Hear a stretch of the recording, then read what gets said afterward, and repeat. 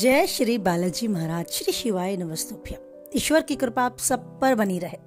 धनु राशि 10 मार्च से 31 मार्च 2024।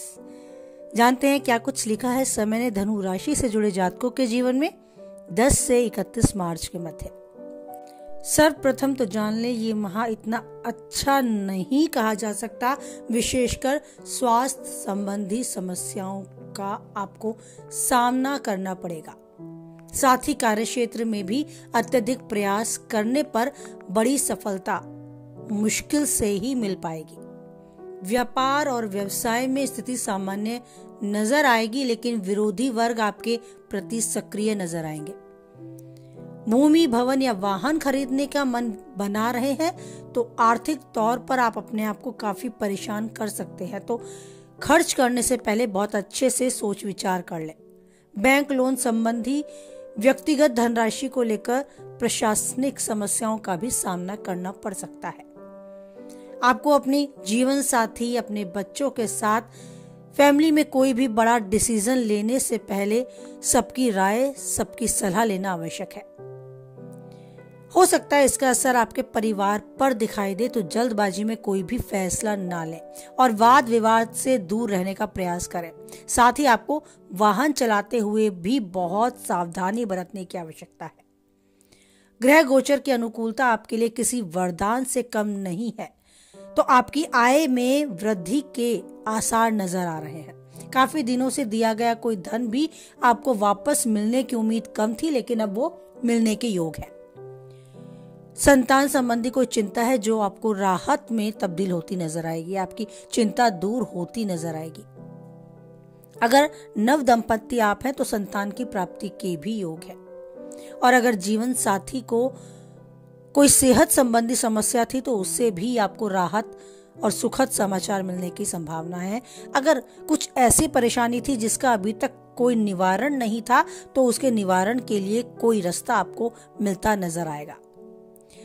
आप मानकर चलें, परिवार कलह या मानसिक अशांति का सामना आपको थोड़ा बहुत करना पड़ सकता है, लेकिन आपको याद रखना है कि भावनाओं में बहकर कोई भी निर्णय न लें, न तो नुकसानदेह सिद्ध हो सकता है।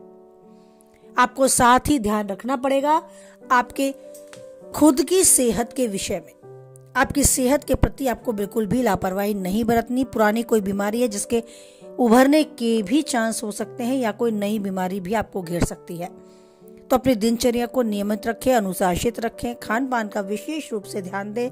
और अगर कोई भी छोटी परेशानी आपको अपने अंदर महसूस होती है तो उसके निवारण के लिए अवश्य कदम उठाएं। आपको आपके जीवन साथी के प्रति भावात्मक जुड़ाव मजबूत होता नजर आएगा। वो आपकी भावनाओं को समझेंगे और हर तरीके से आपके साथ खड़े नजर आएंगे। अगर प्रेमी जीवन आपका है तो आपका प्रेमी भी आपकी भावनाओं की कदर करेगा, लेकिन अभी उसे किसी संबंध में बांधना यानी वैवाहिक जीवन में उसे बदलना मुमकिन नहीं है। तो समय की धारा के साथ अभी यूं ही बहते चले। समय की महत्ता को समझते हुए बहुत अच्छे से जिएं, लेकिन उस ईश्वर से अपने आप को कनेक्ट करने के लिए, जोड़ने के लिए खुद को एकांत में जरूर समय दें खुद को उस ईश्वर से जोड़कर ये समझाने के लिए कि मैं उन्हीं का एक अंश हूं और जो भी वो करते हैं बस मेरे द्वारा होता है, करते वही हैं। तो आप जॉब में हैं, आप बिजनेस में हैं, या खुद का कोई छोटा व्यवसाय अब शुरू करने का आपका मन है, ईश्वर को याद करें और यूं ही जीवन के पल को जीते रहें। उतार चढ़ाव, सुख दुख और धूप छांव एक सिक्के के दो पहलू के समान है।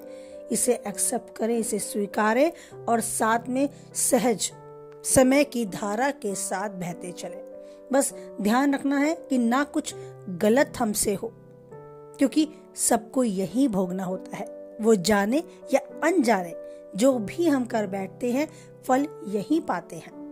तो जीवन में हमेशा हमसे अच्छा हो, अच्छा करें और अच्छा ही सोचें। सकारात्मकता के साथ जीवन को जिएं और जो ईश्वर देता है प्रसाद स्वरूप उसे पाएं। बस जीवन के इस पल को अच्छे से जीते रहें, इसी उम्मीद के साथ, कामना के साथ वाणी को विराम देते हैं। कुछ हद तक आप वीडियो से सहमत रहते हैं तो सहमति लाइक के द्वारा दर्ज कराएं।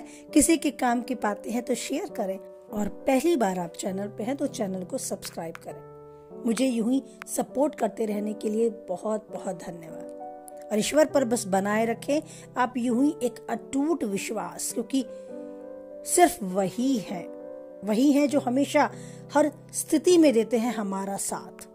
तो बोले जय बालाजी महाराज, जय माता दी।